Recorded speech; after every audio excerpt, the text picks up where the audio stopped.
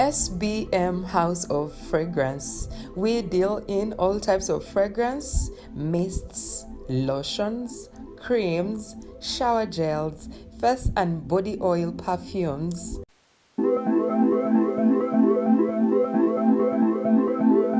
Contact us on 07043 00645 or 078 599 1435. We deliver to your place of convenience.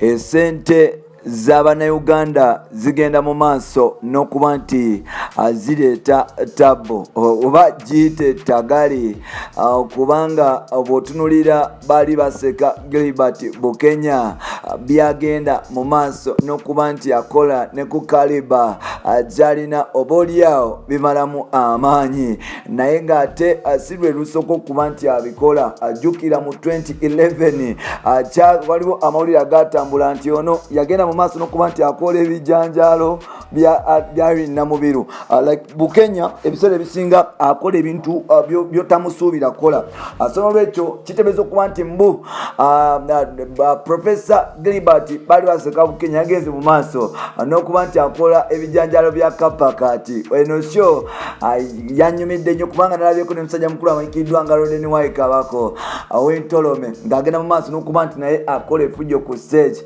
Lwaki akola ebijanjaalo by'abane ku myaka 6 bw'atyo? Abantu bareactinze nga bagamba nti Bukenya ku kitiibwa kyalina nga professor yaliko almost omukulembeze w'eggwanga kuba yali vice president nti tyaligenze mu maaso nakuba nti obaolyawo akola ebintu bwe bityo. Bukenya agamba nti kyekiseera okuba nti naye akola ebintu ebimusanyusa kubanga ye ku nsi kyakolera ge masanyu.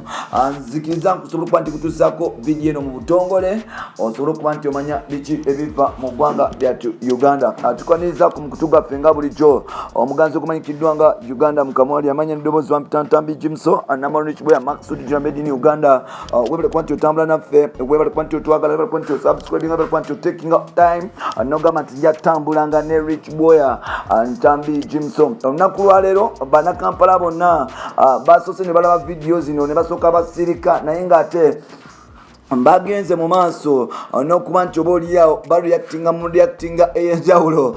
Bukenya yavuddeyo nga n'anyiga mukyala mukulu amanyikiddwa nga Kapa kati oyo omuwala akyasinza okuba nti awemula mu Uganda nti bw'otunuulira ebintu byakola Kapa biringa bya Jamaica, bw'otunuulira ebintu byakola Kapa tatya kuba nti akikubawo nga bw'akyagala.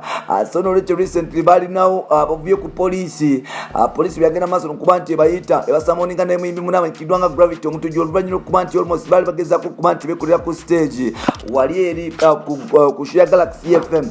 So omusajja mukulu amanyikiddwa nga Gilbert Bukenya yasobodde okuba nti ategeka party nayita abayimbi abaliko okwabaddeko omusajja mukulu amanyikiddwa nga Rodeni Waikabako w'entolome yagenze mu maaso n'okuba nti azinisa Professor amazina namusa paka kutaka era nga Professor yalabikiddeko mu katambi ng'agenda mu maaso n'okuba nti anyiga kyanakiwala omunyigo okukifiirako obufeeze. Party 2 yasobodde okuba nti obaolyawo mukyala mukulu amanyikiddwa nga Kapa kati yasobodde okuba nti astepinga ku stage okusobola okuba nti performinga.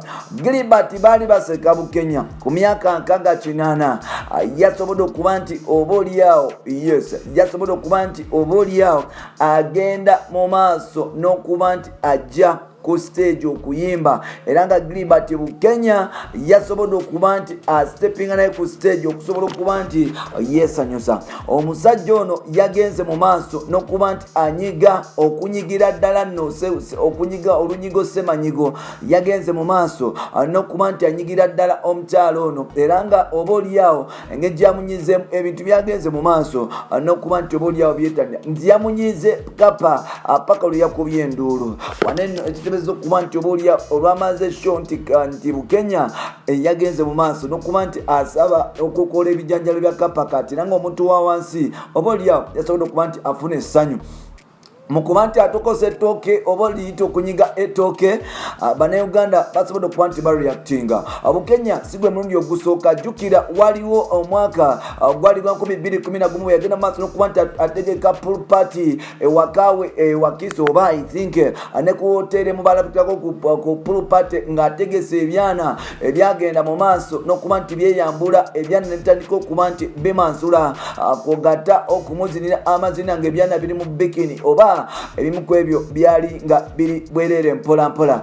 Waneno amawulire gagenda mu maaso n'okuba nti gakuba Bukenya naye abagamba nti nedda ne munayogera mmwe bannamawulire mwateebwa kwogera omulimu gwammwe gwakwogera nti manyi kwe mulya so n'olwekyo temulina kye mungamba nze nina ssente mwe mugende mu maaso n'okuba nti mwogerera nga Bukenya asobola okuba nti asenensinga ne media nga amaze okuba nti agiwa omusingi ogw'enjawulo. Mpola mpola Bukenya agenda mu maaso n'okuba nti ayolesa ekitone bwe yagenda mu maaso n'okuba nti asaba mukyala mukulu amanyikirirwa nga Irene Namubiru era nga Irene Namubiru kitegeeza okuba nti oba oliawo yagenda mu maaso n'okuba nti adetinga Gilbert baali baseka Bukenya ebiseera ebyo baali baseka Gilbert Bukenya ali vice president wa Uganda ng'omusimbi guliwo muyitirivu ate nga yali MP Mulamba kwegamba nga kasente afuna akawerako. Kitegeeza okuba nti oba oliawo Irene Namubiru ebiseera ebyo yalinga ali mu ttagali ng'anoonya maja era Bukenya agenda mu maaso n'okuba nti akola ebijanjalo oba muyita okumukubamu olwamala okumukubamu Irene Namubiru yagenda mu maaso n'okuba nti akyusa system. Kitegeeza okuba nti ate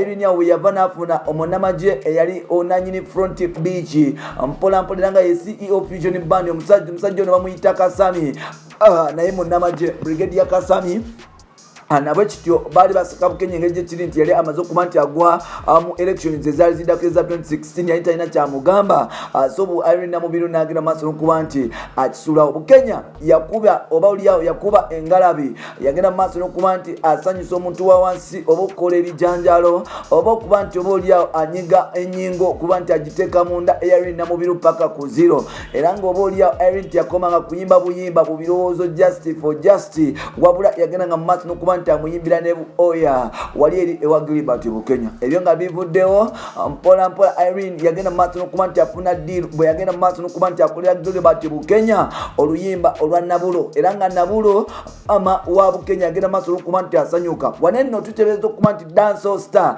Kapa Kat naye agenda kuba nti afuna deal yemu kitegeeza okuba nti obuliawo Kapa Kat yagenda mu maaso n'okuba nti obuliawo ayimbirayo yes Bukenya akayimba akapya Kapa Kat akugamba nti oba oli muvubuka nze nkulya oba oli mukadde nkulya gwe kasita obanga osobola okuliibwa nze nkumeketa. So n'olwekyo Kapa Kat amagumba ga Bukenya teyagalese ekyo ekimu yageze mu maaso n'okuba nti agabebenga okugamenya mpola mpola.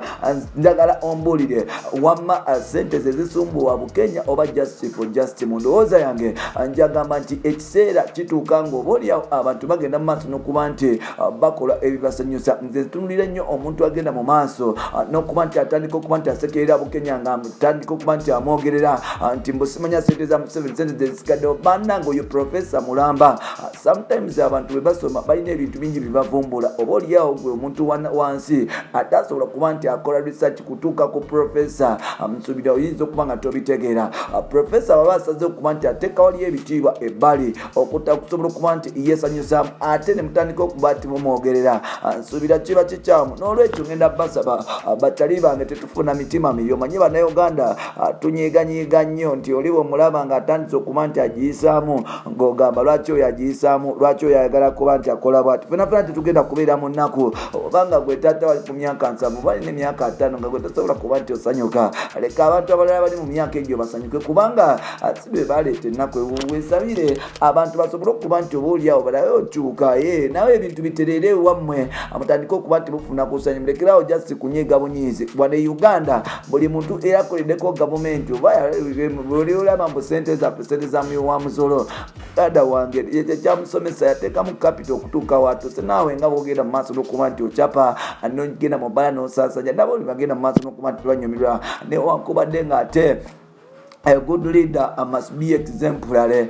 Tosobola kungamba nti waliko mu vice president Mulamba n'ogenda mu maaso n'okuba nti okola ebintu ebikuswaza. Professor Gilbert Bukenya ekintu kyagenze mu maaso n'okuba nti akola oboolyawo nkiwagira 100% kubanga agira bulamu bwe newankubadde ng'ate mu public singa yali president Mulamba baligambye nti yali extravagant kubanga tosobola kuba nti okwata ssente n'ogiteeka mu bidongo biduula n'oleeta abaana ne batandika okuba nti beeyambula okumansuulya n'okuba nti oboolyawo ogenda mu maaso n'okuba nti okwata ono nno ayandikabanga womanizer kubanga ebintu byakola oboolyawo biraga nti abakyala be bamusingira. Kapa kati yagambye nze oba oli mukadde oba oli mukulu nkumeketa gwereeta ssente nze nkulye okakase mpola mpola era nga bagenze mu maaso n'okuba nti ebijanjalo bikolebwa naye ng'ate nga ngenda kujjukiza nti byonna si yasoose nga binagambye nti Irene Namubiri agenda mu maaso n'okuba nti akigwako. Bukenya bwe yamuwa ssente bitirivu okukola oluyimba lwa Nabulo erwagenda maaso n'okuba nti oboolyawo lutambula mpolampola yali aluyimbi yalugulira maama we mpolampola era nga Bukenya kisuubiza okuba nti agenda mu maaso n'okuba nti amunyigamu ettooke n'okukola ebijanjalo bya Irene Namubiri. So ebyebyo ebimu ku bitambula mu ggwanga lyattu Uganda mu kibuga Kampala ngenda kusaba ogenda maaso n'okuba nti otambula naffe amanya eddoboozi bamutantambi Jimson Amaludi Kibwe Maxud Jomedi in Uganda webera kuba nti otambula naffe ebbanga lyonna nja kusaba ogenda maaso n'okuba nti osubscribe nga tovaawo tukuba mu part 2 mpola mpola.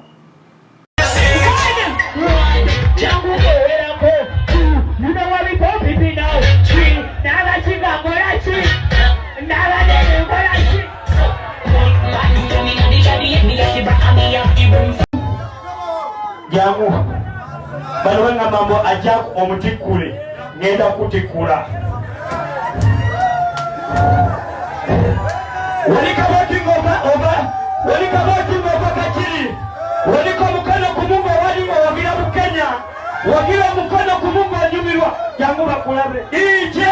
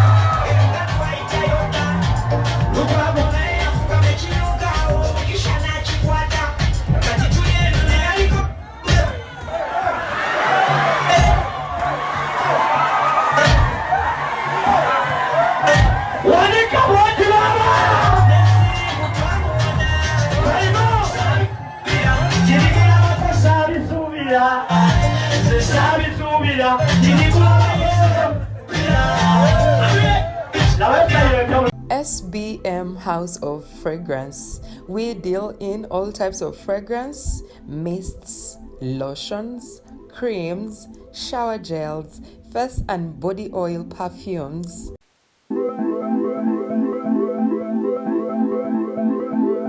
Contact us on 07043 00645 or 078 599 1435. We deliver to your place of convenience.